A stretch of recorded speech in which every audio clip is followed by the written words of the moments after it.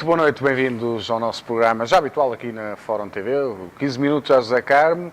Olá Zé, muito boa tarde. Na semana passada não pudemos estar por compromissos profissionais do doutor, mas esta semana voltamos com temas fortes e vamos buscar um bocadinho ainda alguns que não pudemos falar na semana passada porque não pudemos fazer o programa e começamos por esse aquele jantar famoso no Panteão. É verdade, ó Paulo. Não, basicamente sobre a questão do Panteão, e até agora que já passou algum tempo, desse ponto de vista até é bom fazer o comentário esta semana, porque já passou algum tempo e, portanto, já assentou alguma da poeira que eu acho que também surge, porque nesse fim de semana não houve futebol e era preciso alguma coisa para as pessoas se entreterem. Porque a determinada altura eu confesso que fiquei um bocadinho surpreendido, quer com a posição da oposição, quer depois com a resposta do governo. Porque, por um lado, quer dizer, eu não sei a determinada altura, quando está regulamentado aquilo que é um jantar no Panteão, que eu pessoalmente, eu nunca jantaria no Panteão, assim como, independentemente de ser um monumento e de ser o mais famoso do país, continua a ser um jazigo. E, portanto, eu não iria jantar a nenhum jazigo. Jantar num cemitério, pronto, não é? Mas a verdade é que a partir do momento em que está regulamentado que é possível haver lá um jantar, seja em condições for, eu também não consigo perceber a questão que se levantou relativa à dignidade dos participantes que estavam naquele jantar ou da dignidade do próprio jantar em si. Se um jantar em que estão vários CEOs de várias empresas de um evento internacional, em que, segundo percebi, até estariam um ou dois membros do governo no próprio jantar, quer dizer, não vejo qual será o jantar de maior dignidade para ter naquele local.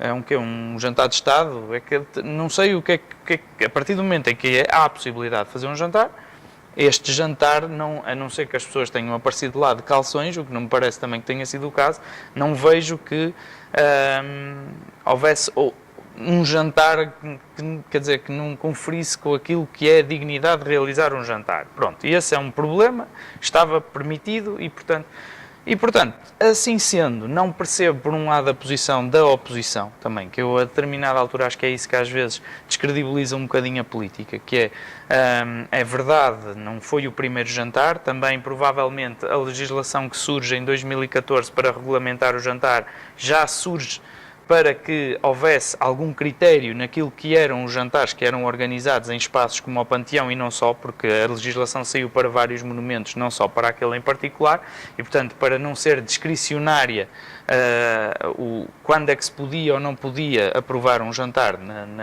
naqueles monumentos, mas a verdade é que em momento algum a oposição, quando foi governo, disse que não se poderia realizar aquele jantar. Portanto, a determinada altura não percebo, por um lado, também a reação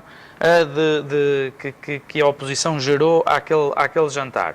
Assim como depois, ainda acho mais infantil a resposta do Primeiro-Ministro, que é dizer, ok, o jantar é indigno, e, portanto, mas quem autorizou foi o anterior governo, quando isso não é de todo verdade, porque quem autoriza é quem está em funções neste momento e, desse ponto de vista, a responsabilidade da realização do jantar ou da decisão da possibilidade de realização do jantar é tão só de quem está em funções. Portanto, acho que foi um bom exemplo daquilo que é um mau serviço público por parte dos vários intervenientes, seja da oposição que fez uma crítica que a determinada altura me parece desconexa, ou havia uma razão objetiva pela qual o jantar não se poderia realizar para além daquilo que é as nossas convicções. Eu sou católico e, portanto, choca-me realizar um jantar naquele local, mas não é esse o critério que está subjacente à aprovação. Pronto, e a partir do momento em que não é este o critério que está subjacente à aprovação daquele jantar, não percebo o frenesim que se criou à volta daquilo. Assim como depois ainda acho mais infantil a responsabilidade, a resposta do governo, que foi um literal sacudir a água do capote, como tipo, eu não tenho nada a ver com isto não. A decisão foi tomada agora e, portanto, se queriam dar alguma resposta naquele sentido, seria, efetivamente, depois de pensar no assunto, se calhar devemos rever a lei e ponderar se faz sentido haver jantares no Panteão ou não. Pronto, acho que essa seria uma resposta digna. Mas aí não é um pouco como tu começaste aqui esta conversa. Será que é só o Panteão que tem que ter essa exceção? Assim, ou porque há vários monumentos nacionais e até estamos a falar em pousadas em sítios que já foram muito patriotas, com muita história, que ninguém fala.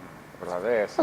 Mas Paulo, eu a determinada altura, eu acho que desde que estes eventos não ponham em causa aquilo que é a preservação do património em si, porque, repare, a legislação também quando saiu não era específica para regulamentar jantares, regulamentava outro tipo de utilizações, como por exemplo a filmagem nestes locais e portanto, desde que não haja nada que ponha em causa a preservação do património, eu acho que a sua rentabilização até, no fundo, ajuda a preservá-lo. Preservar e no fundo... fisicamente e não só, respeito. Exatamente, né? e o próprio respeito, respeito, a própria, digamos assim, na minha opinião, e isto é a minha opinião, eu acho que a própria, no fundo, o reavivar histórico destes locais também passa muito pela possibilidade de os frequentar e de perceber o que é que lá estava. E isso ajuda à curiosidade das pessoas, a elas quererem ir visitar o espaço, a perceberem qual era a história que estava associada àquele monumento e àqueles antepassados. E, portanto, desse ponto de vista, eu acho que essa dinamização cultural deve ser feita, assim como é feita em muitos outros países e portanto, não me choca essa situação em particular. O caso específico... CEO da Web Summit, pede desculpa depois, porque ele próprio nem se apercebeu. Quem, desculpa? O CEO, o presidente da Web Summit, ele pede desculpa, ele faz um comunicado no Twitter, pede desculpa porque ele ficou surpreendido com esta polémica, porque ele próprio, no país dele, diz que é católico também, porque estamos a falar na Irlanda, não é? E que para eles comemoram a morte. Portanto, é uma questão de cultura. Eu aí acho que isso é uma questão de marketing, não é? No fundo, fica bem. Porque não é ele que lhe compete pedir desculpa, porque ele no fundo se calhar nem foi ele particularmente que organizou o jantar, foi alguém da equipa e portanto solicitou o espaço foi atribuído e portanto não me parece que seja da organização do Web Summit, porque eles fizeram jantares em vários monumentos, não só ali, mas no Palácio das Necessidades e já no passado fizeram noutros palácios portugueses e, portanto, é normal este tipo de jantares em vários monumentos nacionais e, portanto, desse ponto de vista, não me parece que seja a sua responsabilidade. A partir do momento em que solicitou o espaço e ele lhe foi concedido, não me parece que seja a sua responsabilidade da realização do jantar ou que ele... Agora, fica-lhe bem pedir desculpas, naturalmente. Agora, no fundo, me parece um bocadinho uma operação de charme desse ponto de vista, porque, de facto, a responsabilidade não é aí que está. Assim como também, eu confesso, a determinada altura, eu acho que, a partir do momento em que é possível fazê-lo, mais uma vez, parece-me que o jantar não é a questão da dignidade das pessoas que lá estavam, portanto, não percebo o que é um jantar digno de realizar naquele espaço. Nós ou somos contra a realização daquele jantar, ou não somos, mas por questão de convicção. A partir do momento em que legalmente é permitido, não me parece que aquelas pessoas que estiveram ali não conferissem um critério de serem pessoas dignas para fazer aquele jantar. Portanto, esse problema estaria resolvido e, portanto, desse ponto de vista, a única coisa é que legalmente o jantar era possível fazer-se e realizou-se. E, portanto, se agora se levanta uma segunda questão que é deveria haver jantares no Panteão, eu acho que não, portanto a lei deve ser revista e resolve-se o problema, não andar a sacudir a água do capote nem a responsabilizar uns nem outros. Tem acontecido um bocadinho neste governo, não é? Porque atiram sempre as culpas sempre uns para os outros. Zé Carmo, o Orçamento de Estado. Pronto, estamos deste aqui uma nota que as coligações estavam negativas. Não, hoje surgem duas situações em particular e que é, de resto, desde que este governo com, no fundo, esta coligação que nós apelidamos de geringonça surgiu, é a primeira vez que assistimos a duas coisas. Por um lado, uma associação entre o PSD, o CDS e o Bloco de Esquerda, que no fundo se associaram para aprovar o controle das cativações, o que isto significa na prática e para que as pessoas também percebam, quando é feito um orçamento, depois existe uma parte que fica cativa, portanto está atribuído o orçamento a um determinado ministério, por exemplo, mas há uma percentagem desse valor que fica cativo e que apenas sob a autorização expressa do Ministro das Finanças pode ser utilizado. E isso tem sido, aliás, uma das grandes críticas aos orçamentos dos últimos 2 anos e do ano passado em particular, tem sido o excesso de cativações que permitem de facto cumprir o déficit, mas tem posto em causa, como temos visto, vários serviços, e nomeadamente foi uma discussão que se reavivou bastante na questão dos incêndios e também em algumas situações que têm surgido, como agora a questão da legionela também nos hospitais, e em que tem sido posta em causa o problema das cativações nos serviços públicos, e também já tinha surgido anteriormente na questão dos transportes, nomeadamente quando faltaram bilhetes físicos no metro de Lisboa.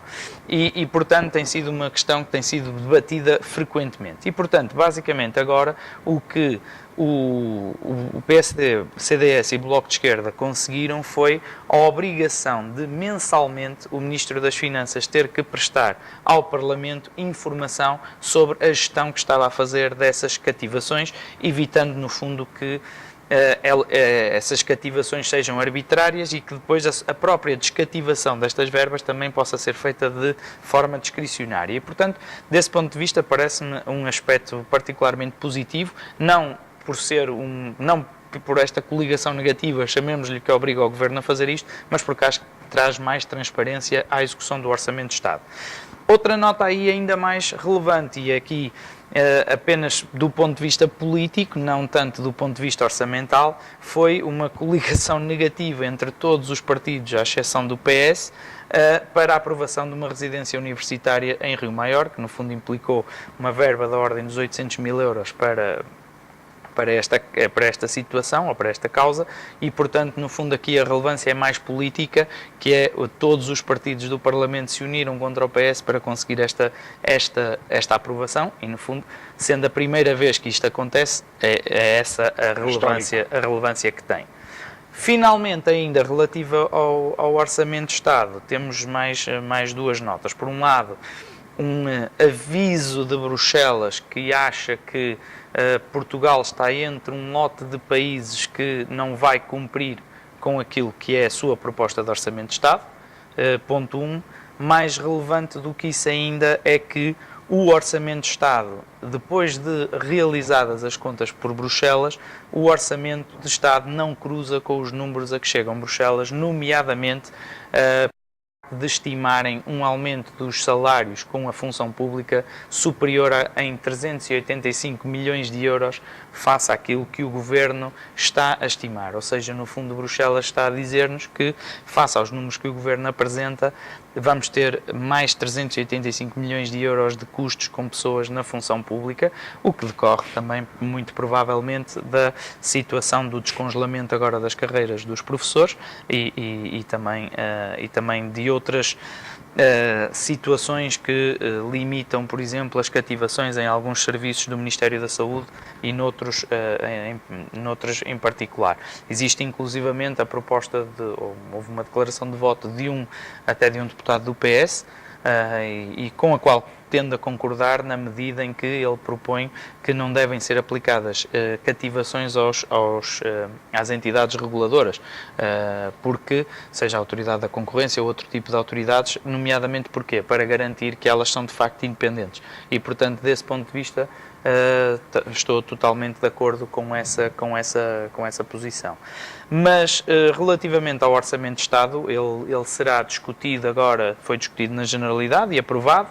Entretanto, os partidos estão agora a discuti-lo na especialidade e até sexta-feira, no fundo, deverá ser aprovado também na especialidade e, portanto, no próximo programa já estaremos em condições de ver algumas situações mais em particular, nomeadamente as alterações que estão a ser propostas àquela situação que gerou polémica ao nível dos recibos verdes e também se vai haver ou não um agravamento da tributação sobre as empresas, nomeadamente as empresas com um determinado nível de lucros, que era de resto uma proposta que tinha sido submetida pelo PCP. E, portanto, vamos esperar para ver o que é que vai acontecer. Muito bem. Passamos agora para outro tema, que é a queda da Altice. Isto está a gerar aqui alguma digamos, alguma incerteza, não é? Porque eles apresentam-se como grandes investidores, querem comprar a Média Capital, onde a TVI é uma das grandes apostas, mas depois está a cair na Bolsa, não é?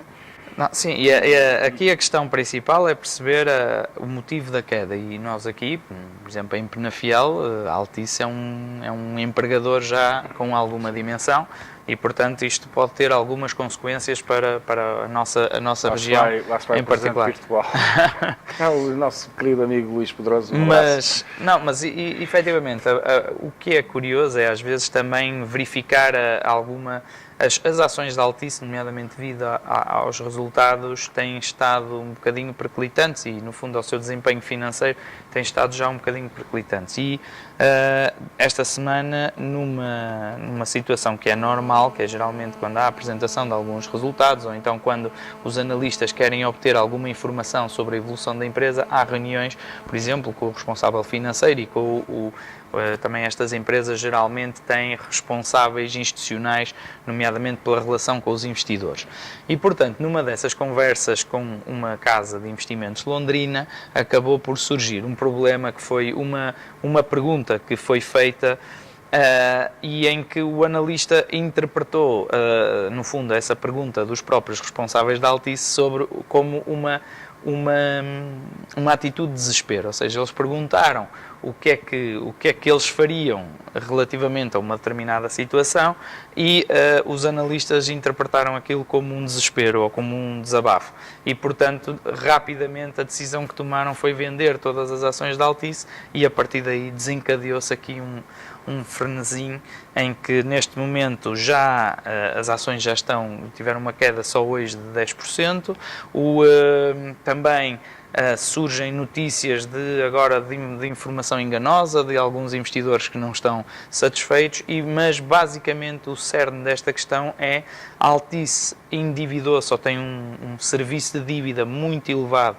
que resulta das aquisições que foi fazendo, entre as quais também a da PT, e portanto tem um serviço de dívida que é de facto astronómico e a grande questão que se coloca neste momento e que a determinada altura começou a ser o cerne de toda esta questão é: conseguirá a Altice cumprir com o serviço de dívida que tem ou entrará em default, assim como ia acontecendo com alguns países. Portanto, no fundo há todo um paralelismo com aquilo que foi a situação financeira dos países e a determinada altura temos aqui uma situação grave e que, mais uma vez, vamos ver qual é o resultado e o que é que vai resultar deste pânico, se a Altice consegue, de facto, estabilizar a confiança dos investidores e continuar, no fundo, o seu caminho, nem que isso passe por alguma reestruturação, até pela venda de alguns ativos, ou se entrará em colapso e aí teremos um problema particularmente grave para discutir nos próximos programas. Temos, porque põe em causa